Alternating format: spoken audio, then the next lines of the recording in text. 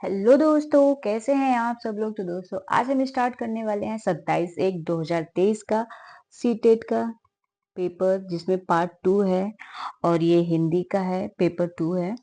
तो आइए सबसे पहले हम लोग गद्यांश से स्टार्ट करते हैं और गद्यांश को पढ़ लेते हैं, उसके बाद इसके क्वेश्चन सॉल्व करेंगे।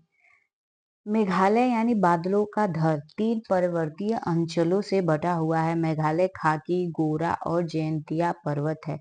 हर अंचल की अपनी अलग संस्कृति है। हर कहीं पारिवारिक व्यवस्था मातृसत्तात्मक है।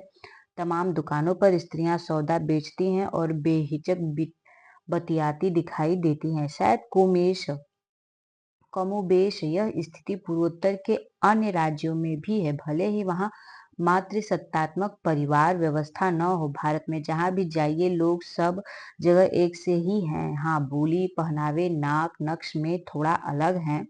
यह स्वाभाविक ही है। भौगोलिक स्थितियां ही ऐसा अंतर कर देती हैं। यहाँ के रंगारंग नृत्यों का अपना सौंदर्य है। नृत्य और उत्सव के जरिए शांति और संपन्नता की कामना की जाती है। अच्छी फसल के लिए ईश्वर को धन्यवाद दिया जाता है। उत्तर, दक्षिण और पूर्व भारत के उत्सव में भी यही भावना है निहित है। खासियों को नोंग क्रेम नृत्य को देखने के बाद मास माई गांव की गुफाओं की ओर प्रस्थान किया। प्रस्तुत गद्यांश की विधा क्या है? जीवनी, निबंध, कविता या फिर यात्रा विवरांत।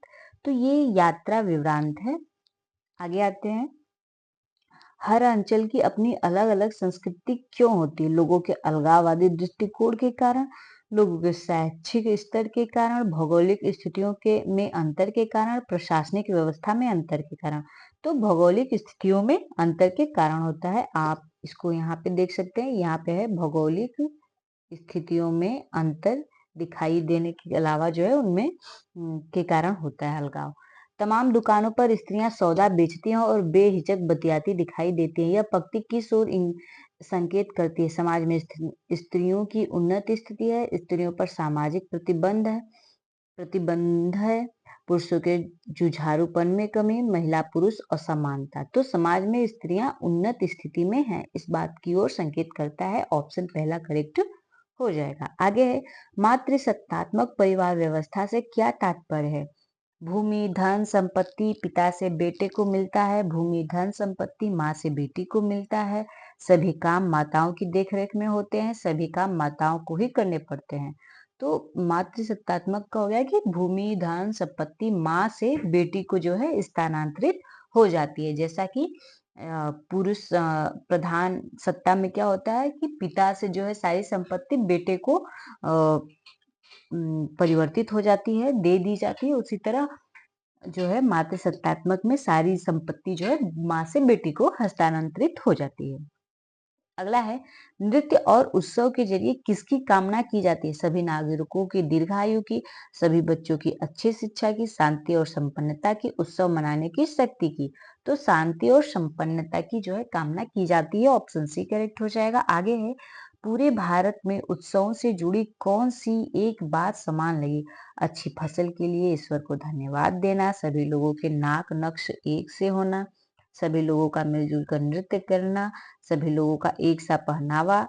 तो इसमें ऑप्शन पहला करेक्ट हो जाएगा कि अच्छी फसल के लिए ईश्वर को धन्यवाद देना। ये हर जगह होता है, चाहे यूपी हो, बिहार हो, झारखंड हो या असम हो, हर जगह ऐसा होता है कि अच्छी फसल के होने के बाद लोग जो है त्योहार मनाते हैं, कुछ पूजा करते हैं, मतलब एक तरह से भगवान को धन्यवाद देते हैं।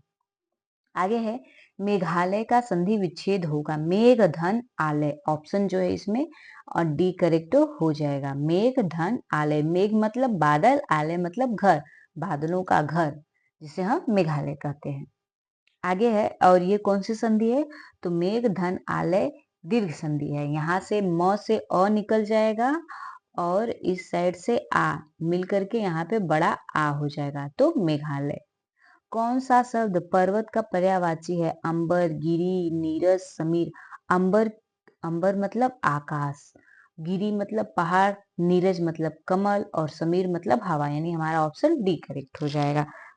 सॉरी सॉरी, हमसे पर्वत का पर्यायवाची पूछा गया, तो पर्वत यानी गिरी, पहाड़ को बोलेंगे, तो ऑप्शन बी करेक्ट होगा, न कि डी करेक्ट होगा। समीर मतलब हवा होता है, तो हमसे जो है गिरी का पूछा है, पर्वत का पूछे तो गिरी हो जाएगा। गिरी, भू, धरा, वसु 1 मिनट, गिरी हो गया। अभी धरती का होता है भू, धरा, वसुंधरा, ये सभी। गिरी का क्या होता है? सैल, अचल, मधिर, पहाड़, ये सभी जो है पर्वत के पर्यायवाची होते हैं। यहाँ पे कई सारे पर्यायवाची दिए गए हैं, आप पढ़ लीजिएगा। आगे है, परवर्ती शब्द में कौन सा प्रत्यय प्रयुक्त हुआ है? पर्वत, पर्वत में ई शब्द जुड़ गई है, मतलब बड़ी ई और य, यानी हमारा ऑप्शन जो है पहला हो जाएगा। आगे पद्यांश दिया गया है या काव्यांश, इसे हम कर सकते हैं। अब इसे हम पढ़ेंगे और इससे क्वेश्चन रिलेटेड जो है उसको सॉल्व करेंगे। फिर तेजी से तूफान का झोंका आया और सड़क के किनारे खड़े सिर्फ एक पेड़ को हिला गया। शेष पेड़ गुमसुम देखते रहे, उनमें कोई हरकत नहीं हुई। जब एक पेड़ झूम झूम कर निढाल हो गया, पत्तियां गिर गईं, टहनियां टूट गईं, तना ऐंचा हो गया, तब हवा आगे बढ़ी। उसने सड़क के किनारे दूसरे पेड़ को हिलाया, शेष पेड़ गुमसुम देखते रहे।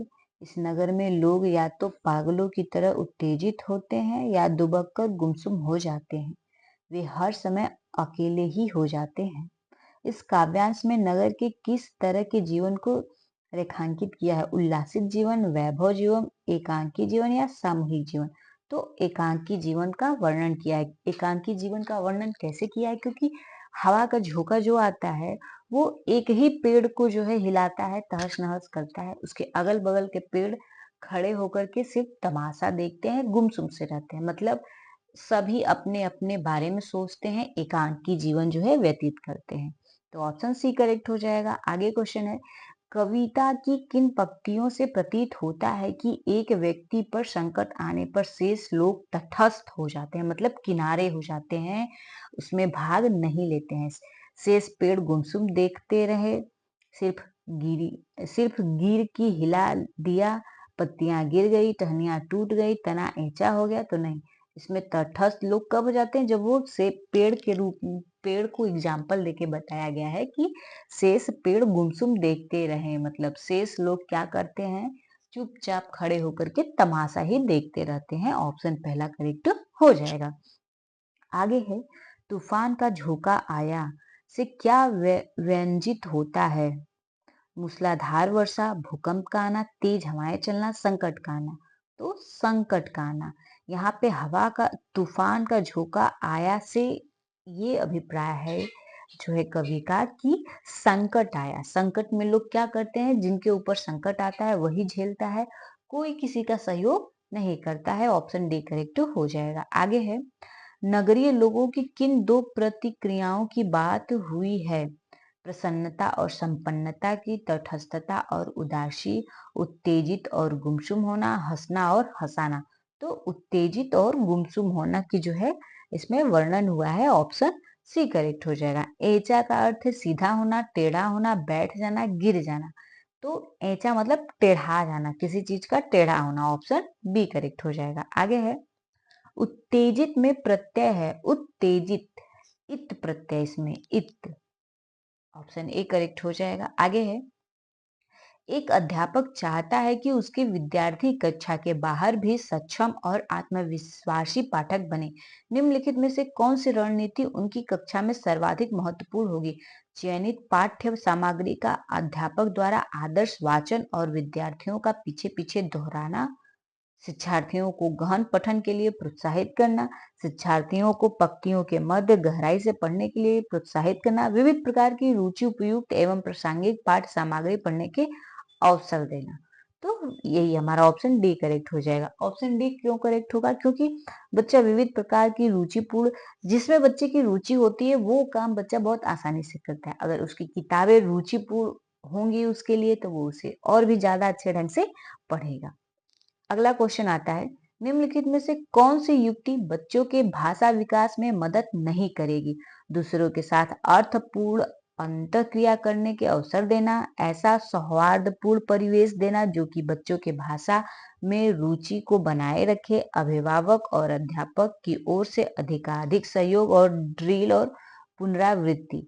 यहाँ पे देखिए हमसे पूछा है विकास में मदद नहीं करता। ये ड्रिल और पुनरावृत्ति ये सभी शब्द कैसे हैं? ये वर्ड्स जो है ना नकारात्मक हैं। तो ऑप्शन सी हमारा करेक्ट हो जाएगा कि यही काम जो है नहीं करना चाहिए क्योंकि ये विकास में मदद नहीं करता है। ऑप्शन सी करेक्ट हो जाएगा।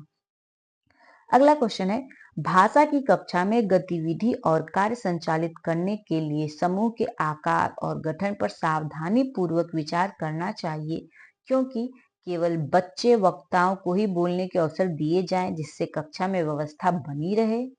तो आगे देख लेते हैं। अगला है कुछ चयनित बच्चे उन बच्चों के साथ प्रभावशील तरीके से काम कर सकते हैं जो उन्हें सक्रिय भागीदारी के लिए प्रोत्साहित करते हैं। भाषा विकास में समूह आयामों की कोई भूमिका नहीं होती। सहयोगात्मक कार्यों में बच्चों की संलग्नता का सावधानी पूर्वक अवलोकन बच्चों का योगात्मक परीक्षा में ग्रेड देने में मदद करना।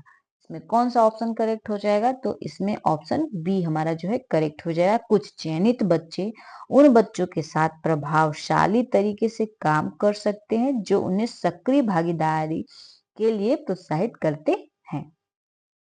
अगला क्वेश्चन है अध्यापिका अपने शिक्षार्थियों को अपने लेखन को अंतिम रूप से पहले योजना बनाने और प्रारूपण के चरणों से परिचित कराना चाहती है। अध्यापिका किसका अनुसरण कर रही है? लेखन का प्रक्रिया उपागम, लेखन का उत्पाद उपागम या फिर लेखन का उद्देश्यपूर्ण तरीका, लेखन का प्रगतिशील तरीका। तो इसमें ऑप्शन पहला करेक्ट हो जाएगा, लेखन का प्रतिक्रिया उपागम। आगे देख लेते हैं। अगला क्वेश्चन है निम्नलिखित में से कौन सी भाषा अधिगम के लिए प्रमाणिक सामग्री नहीं है? अब हम इसमें हमसे जो है नहीं है पूछा है, तो देख लेते हैं। समाचार पत्र के लेखन, डायरी प्रवृत्ति, विज्ञापन या फिर पाठ्य पुस्तकें। तो देखिए समाचार पत्र में क्या होगा, बच्चा जो है इसमें अपने अनुसार लेख लिखेगा, डायरी में भी अपने शब्द अपने विचार लिखेंगे, विज्ञापन में भी वो अपने जिज्ञासा से किसी एक टॉपिक पे अपने विचार को लिखेगा। लेकिन पाठ्य पुस्तकें क्या होती है, वो लिखी हुई होती है, उन्हें कॉपी करना रहता है। तो ऑप्शन डी जो है करेक्ट हो जाएगा। आ जाते हैं अगले क्वेश्चन की तरफ। अगला क्वेश्चन है अध्यापक ने अपने शिक्षार्थियों को किसी अनुच्छेद की बहुत ही आकर्षक शुरुआत देखने के लिए कहा जिससे कि पाठकों का ध्यान आकर्षित किया जा सके। यहाँ लेखन का उद्देश्य क्या है? व्याकरणिक रूप से सही वाक्य लिखना, उचित विराम चिन्हों का प्रयोग करना, रचनात्मक रूप से लिखने के प्रयास करना, लिखते समय सही वर्तनी का प्रयोग करना।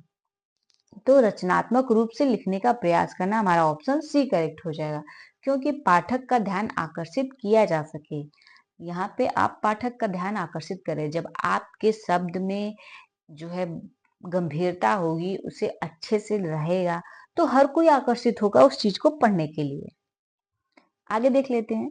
किसी एक बच्चे के अनुच्छेद को देखकर अध्यापक ने कहा श्रेष्ठ कार्य बच्चे को इस तरह से दी गई प्रतिपुष्टि प्रक्रिया और उत्पादन पर केंद्रित है, प्रतिक्रिया के स्थान पर उत्पादन पर केंद्रित है, केवल प्रतिक्रिया आधारित है, उपचारात्मक शिक्षण में सहायक है।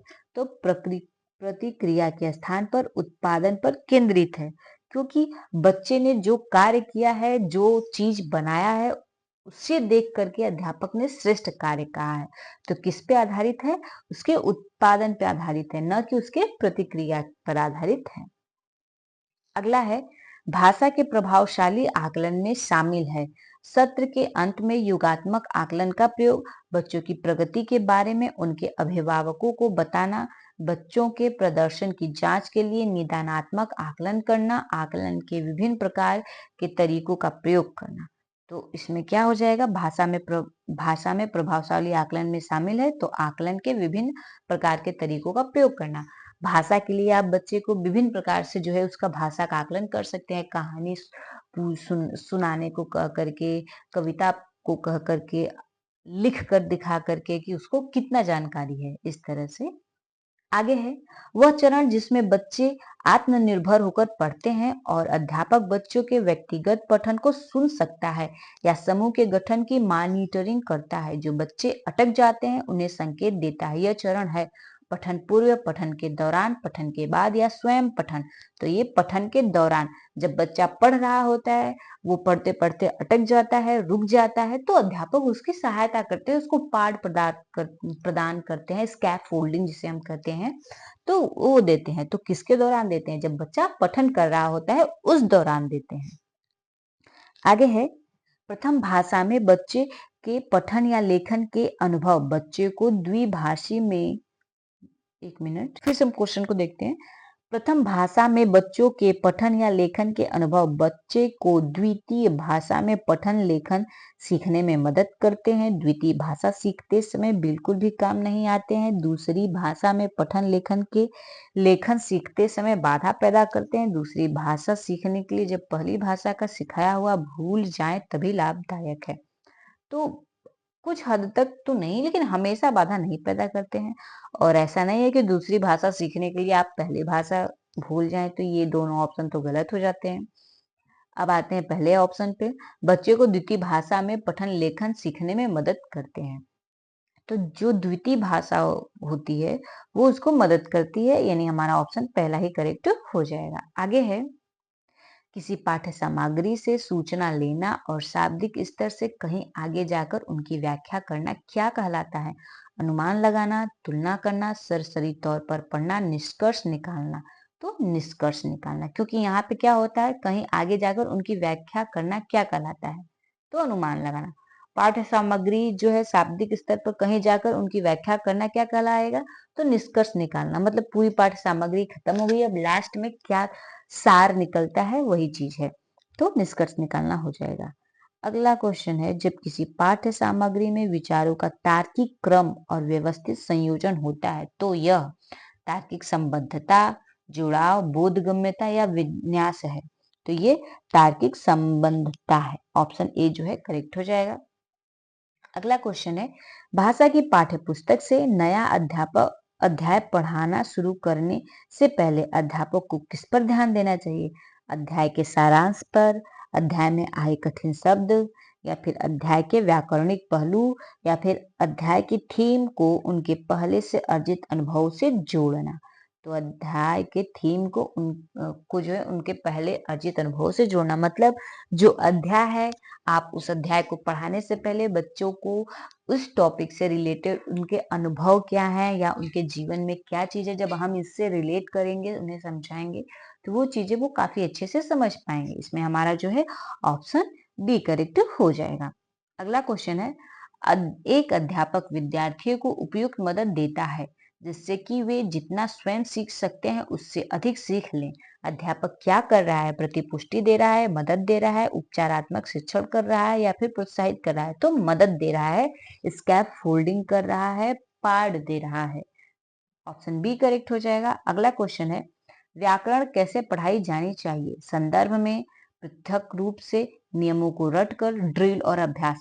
ये ड्रिल और अभ्यास, नियमों को रटकर, पृथक रूप से, ये सभी वर्ड्स कैसे वर्ड्स हैं? ये सभी जो है नकारात्मक शब्द हैं। जहां पे नियमों को रटना हो जाए, बच्चों को पृथक करना हो जाए ड्रिलिंग के लिए या बार बार अभ्यास के लिए, तो ये सभी ऑप्शन देखते ही गलत कर दीजिए। हमारा ऑप्शन पहला करेक्ट हो जाएगा। तो आज के वीडियो में इतना ही दोस्तों, हम आपसे मिलेंगे अपने नेक्स्ट वीडियो में। तो अगर वीडियो अच्छी लगी हो तो लाइक करिएगा, शेयर करिएगा, चैनल को सब्सक्राइब करिए।